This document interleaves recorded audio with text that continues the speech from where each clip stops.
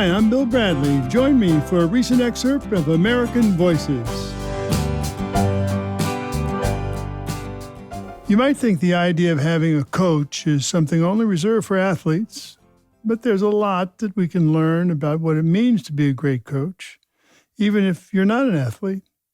Right now, think of a goal you have for yourself. How are you motivating yourself? What do you do when you get frustrated and have setbacks?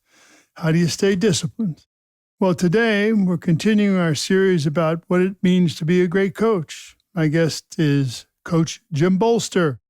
Since 1984, he's been the coach of the men's swimming team at Columbia University. His swimmers have garnered 14 Ivy League titles. Beside him, can Groh hold off the field? He will win it! Albert Groh, a two-time champion for Columbia at this Ivy Meet Championship. Wow. Talk about a tight finish there. Groh, 43.08 seconds. He was 14 hundredths ahead of Cody Klein, swimming from the outside in lane one. Joseph Page was third. And he's built one of the strongest men's swim programs in the Northeast. Coach Bolster, welcome to American Voices. Thank you, Bill. Happy to be here. So tell us a little bit about how you grew up. I mean, you're from a big family, and your mother started competing in a triathlon after raising 14 kids. How did that upbringing affect your interest in sports? Yeah, well, I think both my parents probably had a lot to do with all of us leaning towards physical activity. We grew up in Princeton, New Jersey, so we had access to Princeton University. My dad worked for Princeton. He was director of annual giving. He also was a student at Princeton. He graduated in 52. And my mom graduated from Smith. And both of them played sports in college. You know, growing up, we just had access to all of Princeton's facilities. I don't think that could happen in today's world. But back then, we did everything. My parents would take us to swim meets, basketball games. We saw Bill play. We went to swim meets, track meets, baseball games, football games. So we played everything. We played ice hockey, we wrestled, we swam, we played basketball. I mean, it was just an ideal upbringing. Mm-hmm. And my mom, I think, after she gave birth to her 14th child in 1970, there were several of us who were swimmers at the time, and she would listen to us talk about how far we swam every day. And she thought to herself, well, you know what? If I can have these 8, 9-year-old kids doing this, maybe I can too. And so she started swimming religiously every single day. And from there, when the triathlon scene sort of blossomed in the late 70s, she got a bike and thought, that was something that she could do. So, for the next 40 years or so of her life, she did triathlon. She swam every morning, would ride a bike to and from the practice, and running was not necessarily her forte, but she would walk in the neighborhood and, really took a liking to doing these triathlons. So you came from good stock. I did. My dad ran a few marathons, so he kept up with his running. That really definitely wore off on all of us. We all, we used to run around the neighborhood with my dad. Right. Well, so you were an athlete in soccer, lacrosse, and swimming. Yes. How'd you make the transition to coaching, specifically in swimming? Yeah, that's a good question. I don't think that I consciously thought about being a coach of any kind. But when I was in college, the fellow who was my soccer and swim coach, he and I used to kid back and forth about if he ever became the athletic director at Denison, he'd hire me as the swim coach. But before that happened, when I graduated from college, another Princeton alum by the name of Dick Broad hired me to be his assistant coach at George Mason University as their soccer coach. And that summer, I had won an NCAA postgraduate scholarship that I had to use that scholarship or lose it. So in 78, 79, I went to the University of Michigan graduate school program in higher education administration. And after my first summer there, I got a call from Denison University, my alma mater, and they were wondering if I would be interested in working in the dean's office as an assistant to the assistant deans. And it just so happened that when I was asked if I wanted to do that, Ted Barkley, who had been my soccer and swim coach, became the athletic director. Hmm. He called me and he said, listen, if you get this job in the dean's office, I'm going to offer you the job as the swim coach. And lo and behold, I got offered the job in the dean's office. I took it and he hired me as his swim coach. I was 23 years old. So you had two jobs. You had the job in the dean's office and then the swim coach. Yes. I ended up, I think, liking the coaching a lot more. So you're named the head swim coach. Correct. How did you quickly learn what to do and not to do? I certainly learned a lot of things not to do.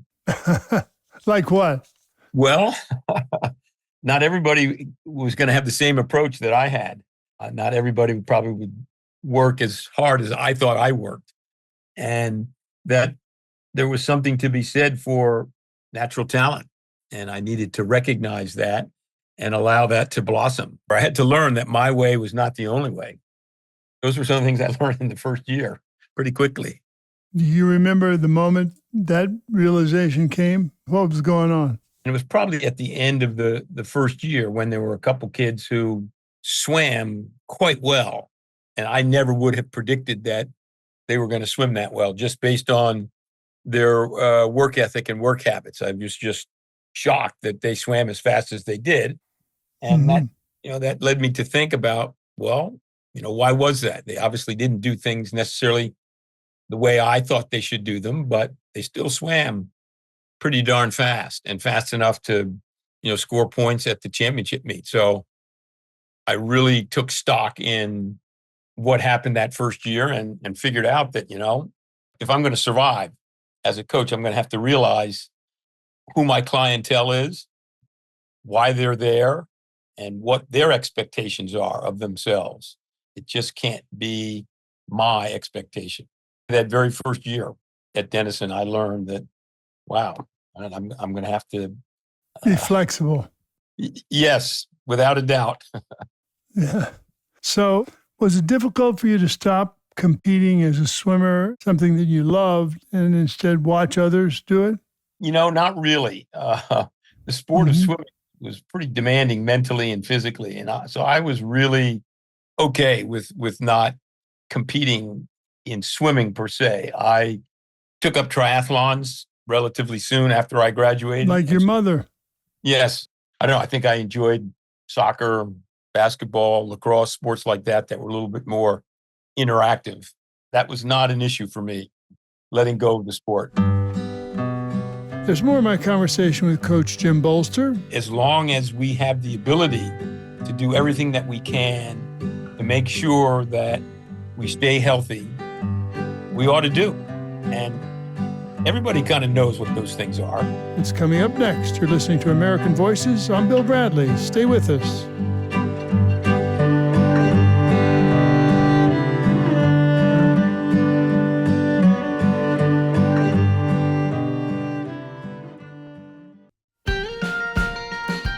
I'm Bill Bradley. We're back now on American Voices. We're continuing my conversation with Coach Jim Bolster. He's the head coach of the men's swimming team at Columbia University. He's built one of the strongest men's swim teams in the Northeast, and he's been doing it since 1984. So, Coach Bolster, when I was growing up, the great NBA basketball player Ed McCauley told the assembled campers at his camp, I was about 13, 14 years old. He said, if you're not practicing, just remember somebody somewhere is practicing. And when you two meet, given roughly equal ability, he'll win. That made a big impression on me. How do you decide what to ask of your swimmers? How much do you ask of them? Yeah. One of the things that I would tell you that is sort of a rule of thumb for me is I would never ask them to do something that, one, I wouldn't ask of myself, but two, that I didn't think they were capable of.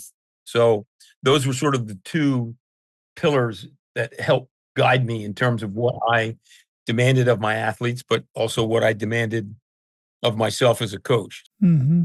But, they're juggling classes, exams. How does that academic load affect how you coach them? Yes, I'm at an Ivy League school. academics are just as important, if not more important, to why they're there. And if you don't understand that, you're really going to struggle because they have a workload that is very demanding.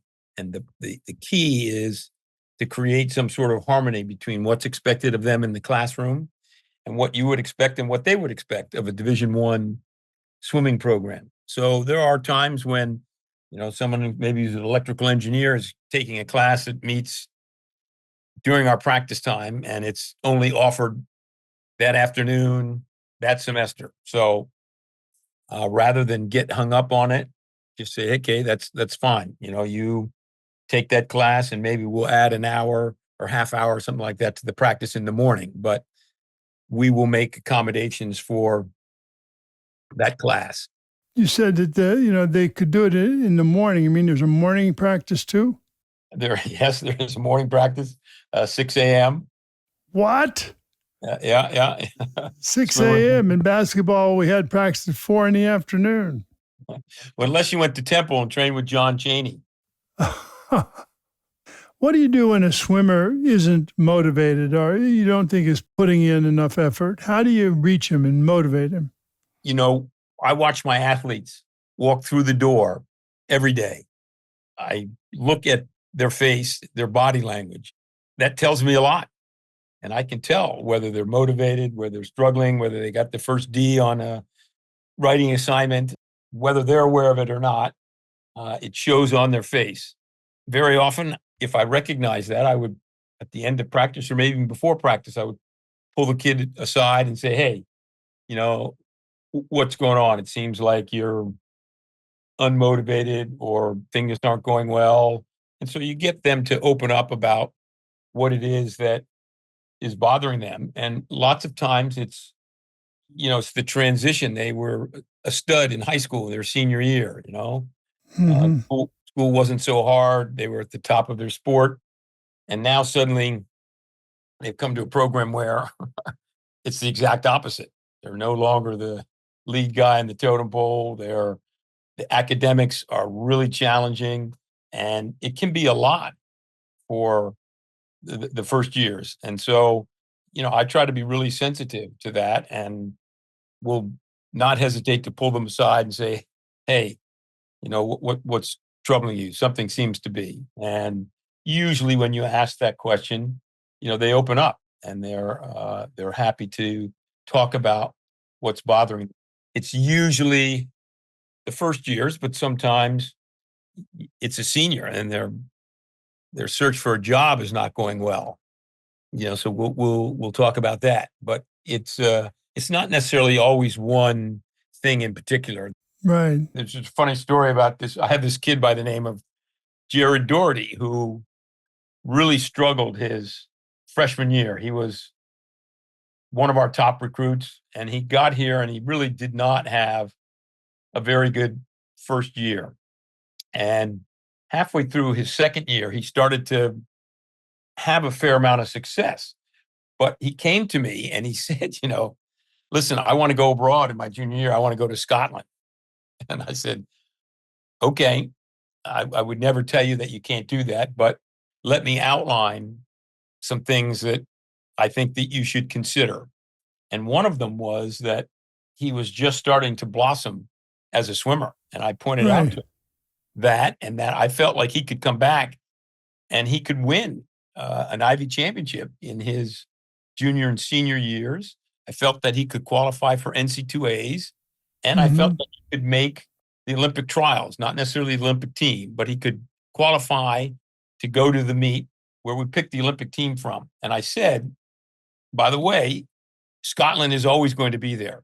So you can go to Scotland whenever, but these things that you can accomplish in the pool are going to end in 2 years, in 2000. And I left it at that. I didn't say anything more. And next thing you know, he comes back his junior year. He wins the 50 free and the 100 free.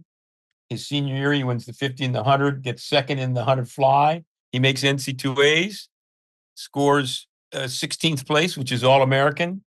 And that summer goes to the Olympic trials. Did he remember that conversation?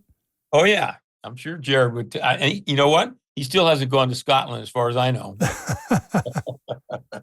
So, listen, can you give me an example of something that you've worked on with a swimmer to shave a second or two of time off a race? I mean, how much effort goes into trying to take off just a few seconds?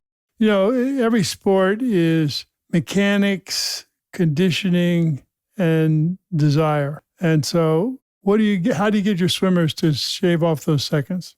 Well, whether or not you breathe in and out of the wall, whether or not you take, 4 dolphins off of every wall, whether or not you focus on streamline, those are things in the overall picture of a race aren't really as significant.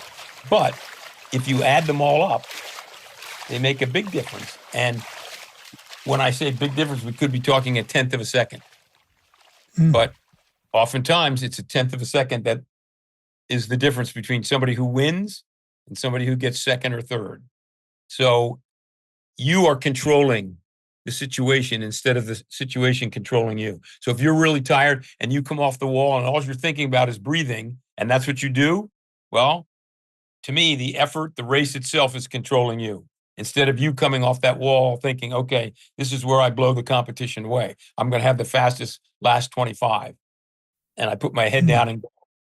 A lot of kids are thinking about, oh, man, I'm really tired. I need air. All right, well, you're no longer focusing on winning your race. So tell us where you grew as a coach from that first year to today. Well, my first year at Denison, I probably took everything, I'm not going to say the wrong way, but there was a lot of personal struggles. Athletes didn't seem to have the same approach to their craft that I did. People didn't seem to want to swim other than the 4 months of the season. I couldn't tell if kids were really motivated or as motivated as I was.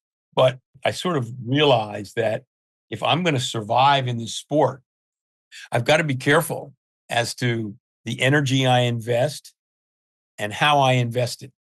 And the more I get to know my athletes and understand where they're coming from, the easier it's going to be for me to invest in those that are really invested and those who, it's not that they don't care or aren't trying, but their goals aren't necessarily what mine are. And there's room for that. So you grew as a coach by becoming more attuned to your athletes? Without a doubt. They're who you're working with. If you don't understand them, if you don't make the effort to figure out who they are and what makes them click and how did they get as good as they did or as they are, then you're really shortchanging yourself and you're limiting the amount of success I think you can have, and certainly the amount of enjoyment, the sense of fulfillment, because you're going to never be satisfied unless everybody did what you did. That's not how it works, for lack of a better term, the real world. I asked you about being in shape and so forth and selflessness. You have a swimming team, either people who compete in individual events or relays or whatever. What does it mean to you what do you want your athletes to feel, and how do you encourage them to feel as a member of a team, even though it's a solo sport? Well, swimming is incredibly demanding mentally and physically. And if it's not fun, you're probably not going to do it. What makes it fun is the people that you share this experience with. So it's really important. I mean, some kid on the team might be the econ genius or math genius, and he's helping everybody with their homework. Or somebody else might be a prankster, and he keeps practice loose and fun. There are other guys who are your main point scorers. So it's really important that everybody feel included and that they have a valuable contribution to make. And so we try to, applaud that as much as possible. We highlight what kids are doing. I mean, we have a couple of kids who have, I think we had 9 kids this semester who had 4.0s. We have one guy who, I think he was an opera singer. And so we have him sing the national anthem at the start of every one of our home meets. He's got Is that right? wonderful voice. And the kids get a big kick out of it. We try to recognize the talents that everyone has and highlight those as much as we can throughout the year. That's the creative part, one of the creative parts of being a coach, right? Yes, exactly.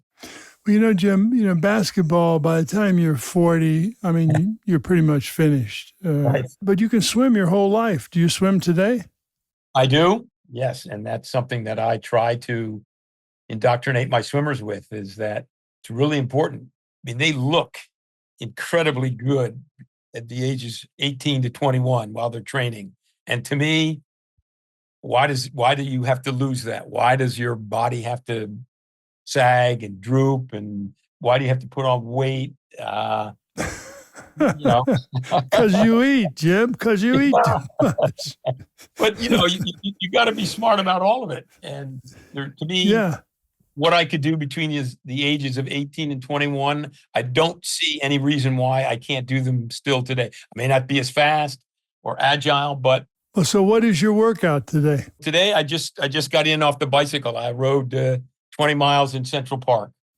So, most Americans, they struggle with taking care of themselves. They don't exercise or eat well. A lot of them are sedentary. What advice do you have for them about staying in shape? Well, I just think that it adds value to your life, especially as you age. I think that there are a lot of people who, they kind of let life get in the way. And I think that exercise is part of life.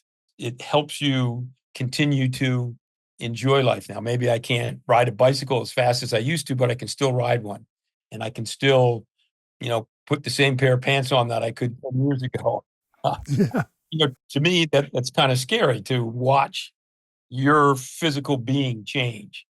And there are certainly many things that are beyond our control that we can't figure out. But as long as we have the ability to do everything that we can to make sure that we stay healthy, we ought to do.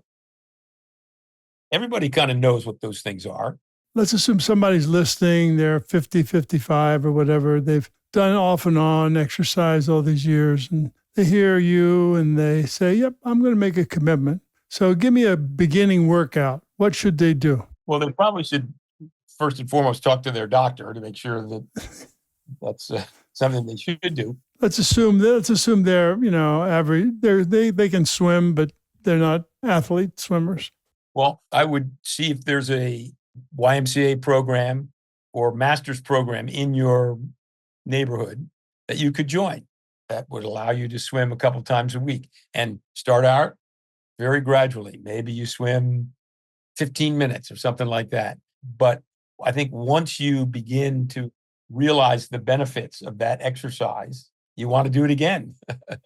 Right. It's like an addiction. I used to call it the endorphin fix. Yeah. And I think that you got to give yourself a chance to experience that. And you should make sure that you do something that you enjoy. So if you were a tennis player, go out and hit tennis balls against the backboard for half an hour. If that brings enjoyment, hey, look forward to doing it again. And I think the important thing is to start gradually, but to start. They say, there's a saying that the best time to start is today, not tomorrow. People, that is a great closing comment, Jim. Best day to start is today, not tomorrow, when it comes to getting in shape. Yeah. One last question. Yeah. Your brother, Joe. Yes. The comedian. Yes. And I used to, from time to time, call him and ask him for jokes when I gave a speech. And some of them were pretty good. Any favorite jokes of his you can tell us? Yeah, he has one. He had one about speeding tickets. Oftentimes when we would drive to college, we would go across the Pennsylvania Turnpike. And they used to have signs. And this was during the gas crisis. So the speed limit was 55. And they had posted that if you were going 65, the fine was $15. This was back in the 70s. So $15 probably back then was fairly hefty. But then if it was 75, it got up to $60 or whatever. And he said that, okay, you're driving along on the highway, you're going 65 and some guy passes you going 75. You don't want him thinking, oh, this guy's poor. He can't afford this. So the next thing you know, the whole Pennsylvania Turnpike, due to peer pressure, is going 90 miles an hour. So that's another good one, I thought. That's pretty good. Listen, I really appreciated, Jim, that you could come on American Voices. You've inspired us to stay motivated. Thanks a lot. Thank you. It's been a lot of fun. Look forward to this. And I'm glad that you called on me. I really enjoyed it. I've been speaking with Coach Jim Bolster. He's the coach of the men's swimming team at Columbia University. He's been doing it since 1984. Find out more, visit us on Facebook. Our Facebook page is American Voices with Senator Bill Bradley. And we're also now on Instagram. I hope you'll check us out there too. Our Instagram page is Bill Bradley on Sirius XM. Write me your thoughts on anything you've heard today and follow us.